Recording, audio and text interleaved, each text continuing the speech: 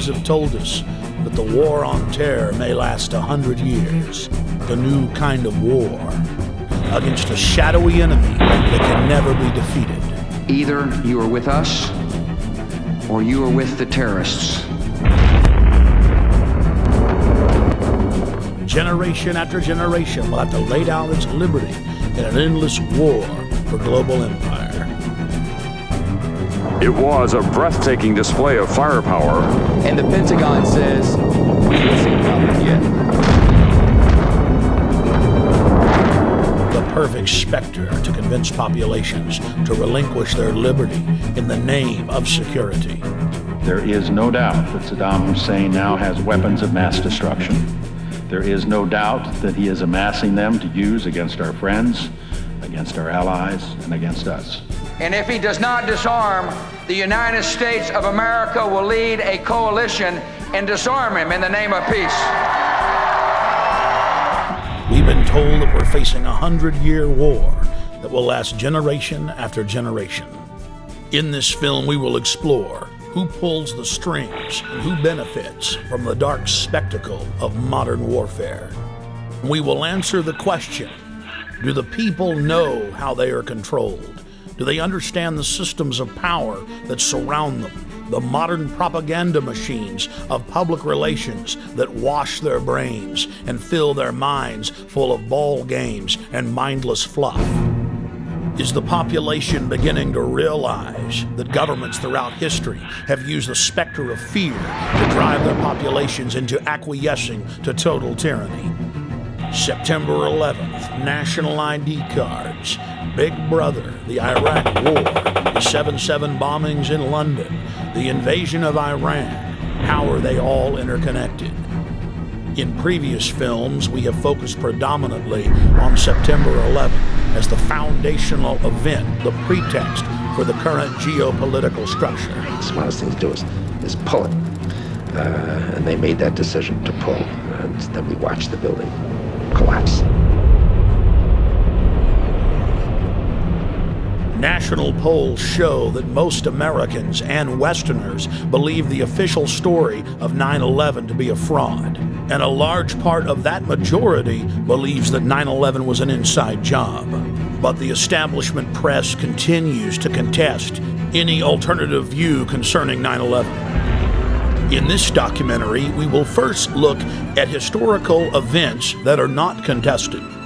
Events where the fact of government-sponsored terror is not debated, but in fact openly admitted to by Western governments. There are literally hundreds of examples of government-sponsored terrorism in modern history, or what are known as false flag operations. We're going to start by looking at just 5 past examples, then we'll look at several modern cases. What is a false flag? The encyclopedia definition reads, false flag operations are covert operations conducted by governments, corporations, or by other organizations which are designed to appear as if they were carried out by other entities. The name is derived from the military concept of flying false colors, that is, flying the flag of a country other than your own. There are many variants of false flag operations, but one of the most popular carried out by governments is to stage a terror attack or horrible criminal incident and then blame it on your political enemies. One of the best-known cases of a false flag op was carried out by the newly elected Adolf Hitler on February 27, 1933. Nazi documents uncovered at the end of World War II, as well as testimony during the Nuremberg trials, reveal what many historians already suspected, that Hermann Göring had set fire to the Reichstag, the German parliament building. The Nazis then produced their patsy, Marinus van der Lubbe, an extremely mentally handicapped young man who was found rolling around in an alley behind the Reichstag naked. Van der Lubbe was then taken before a Nazi show trial, found guilty, and sentenced to death. He was beheaded on January 10, 1934. Using the crisis he had created to pass laws similar to the USA Patriot Act, Hitler became dictator and set his sights on the world. By March of 1939, Hitler had already seized Czechoslovakia. Having gained both Austria and Czechoslovakia, Hitler desired to move east against Poland. But he did not want to look like the aggressor.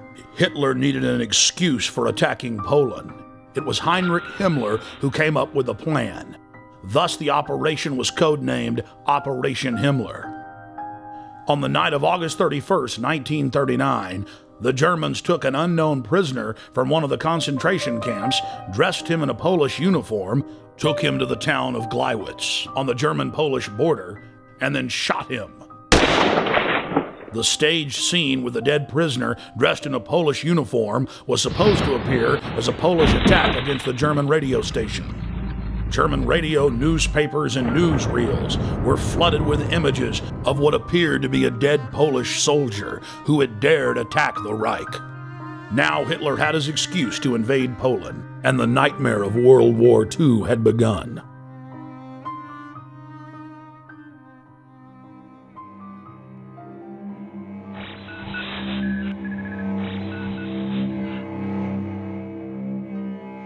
In 1953, the Central Intelligence Agency, working in tandem with MI6, overthrew the democratically elected leader of Iran, Dr. Mohammad Mossadegh. Mossadegh had been educated in the West, was pro-America, and had driven communist forces out of the north of his country shortly after being elected in 1951. Mossadegh then nationalized the oil fields and denied British Petroleum a monopoly. The CIA's own history department at CIA.gov details how U.S. and British intelligence agents carried out terror attacks and then subsequently blamed them on Mossadegh. In the late 1990s, large sections of Operation Ajax were declassified. The field commander of Operation Ajax was none other than the grandson of President Theodore Roosevelt, Kermit Roosevelt. Before his death in 2000, Roosevelt went public to the media, bragging about his patriotism in carrying out terror attacks in Iran and blaming it on the government. The provocations included propaganda, demonstrations, bribery, agents of influence, and false flag operations. They bombed the home of a prominent religious leader and blamed it on Mossadegh. They attacked mosques, machine gun crowds, and then handed out thousands of handbills claiming that Mossadegh had done it. The handbills read, "Up with Mossadegh, up with communism, down with Allah." Dr. Mohammad Mossadegh was incarcerated for the duration of his life. He fared better than many of his ministers who were executed just days after the successful coup for crimes that MI6 and CIA had committed. The CIA then formed the dreaded Iranian Secret Police, or Savak, and a 25-year reign of terror and torture then commenced. The operation was seen by Western intelligence agencies as a huge success. The CIA then successfully used the exact same technique in scores of countries to overthrow elected governments and dictators alike.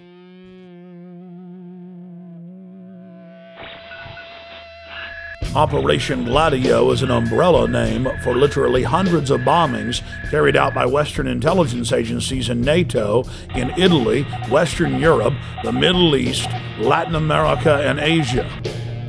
From 1947 until 1981, Italian presidents have gone public admitting Operation Gladio targeted innocent civilians and was to be blamed on leftists and communists.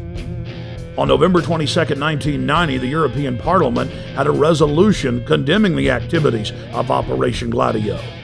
The former Italian intelligence chief has come clean concerning Gladio's actions as well. Many other countries have declassified documents concerning Gladio. It is part of the public record that our government and other Western governments targeted trains, buses, schools. Several times, operatives zeroed in on school buses, knowing that images of dead children would get the population hopping mad and ready to relinquish their liberties. A particularly bloody bombing at the central station of Bologna, Italy, on the morning of August 2, 1980, which killed 85 people and wounded more than 200, caused some Italian officials to break their silence and begin to expose just a small part of this wicked operation. And now the Gulf of Tonkin incident. In the summer of 1964, President Lyndon Baines Johnson needed a pretext to commit the American people to the already expanding covert war in Southeast Asia. 3 communist PT boats attacked an American destroyer off the coast of Vietnam yesterday, and today President Johnson's response was hard and tough. To any armed attack upon our forces, we shall reply. To any in Southeast Asia who ask our help in defending their freedom, we shall give it.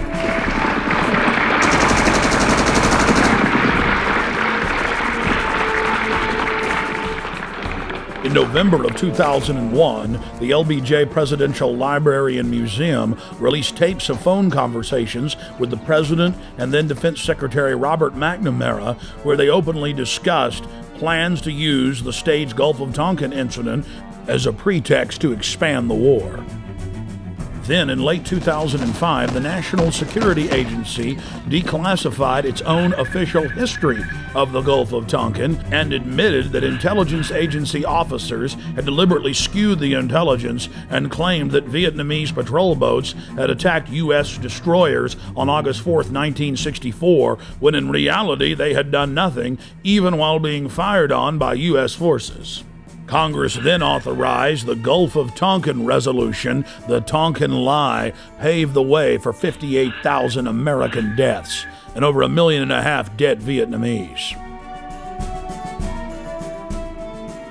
On October 6, 1976, 2 time bombs made of C-4 planted on a Douglas DC-8 aircraft exploded, killing all 73 people on board in the most deadly act of airline terrorism in the Western Hemisphere until September 11, 2001.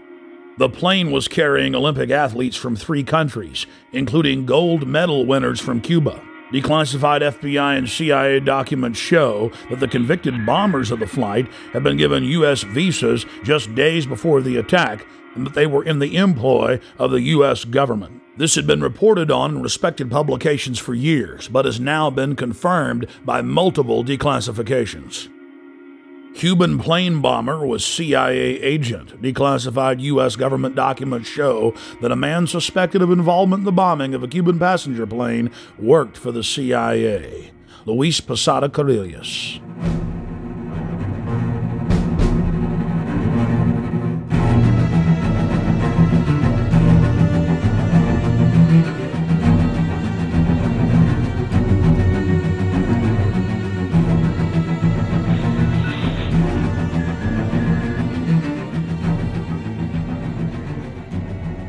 In the early 1960s, the chairman of the Joint Chiefs of Staff, Ella Lemonser, concocted a plan for false flag operations as a pretext to invade Cuba and for war with the Soviet Union. In Operation Northwoods, they planned to hijack jets by remote control, crash them, and blame the attack on Cuba. There were many other terrorist attacks they planned to carry out that were contained within the document. One scenario mentioned was the destruction of a U.S. naval vessel that was to be blamed on a foreign power as a pretext for war with any enemy they picked. President Lyndon Baines Johnson went operational with Northwoods on June 8, 1967 during the Six-Day War.